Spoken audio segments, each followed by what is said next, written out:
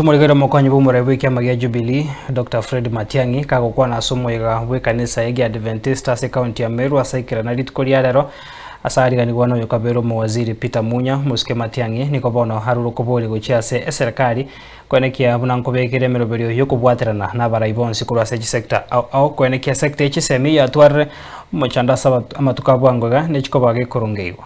More you can do as a patriot to your country than to serve it, and serve it honestly.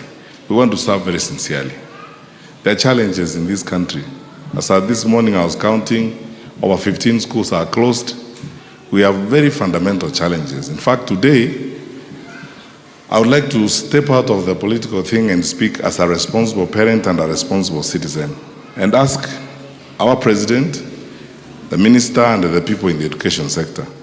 It's abundantly clear that you have a problem and you have a crisis. And there is no reason why to be arrogant and refuse to accept what everyone can see. Muko na shida. And the sector has been very badly mismanaged.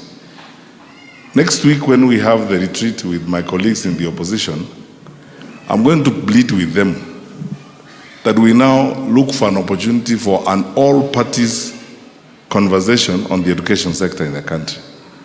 Because you see, we can keep pointing fingers at the government and blaming the government and saying this and saying that. We look like irresponsible people. Our children are suffering, and we are spending time calling each other names, saying it's him who's wrong, it's her who has not done this, this one who has not done this.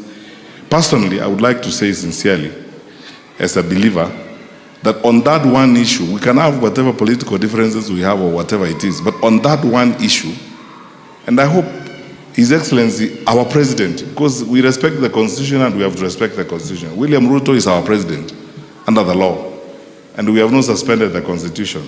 So I hope our President will see it as a genuine and sincere need for us to have an all-parties conversation on the education sector in the country. Because it's a crisis, and it is going to blow up sooner than we think. Because when you see the number of kids we are losing in school, 21 burning to ashes, 16 dead, and as my brother says, principals are not able to run schools, they have no money, and the cost is going through the roof, 110,000. We look at those fee schedules, I look at them, I have relatives, we are educating people. I don't think there's anybody here who's not educating a child, even if they are not yours biologically. We're educating a lot of people, relatives and so on. I ask myself, who's going to pay a national school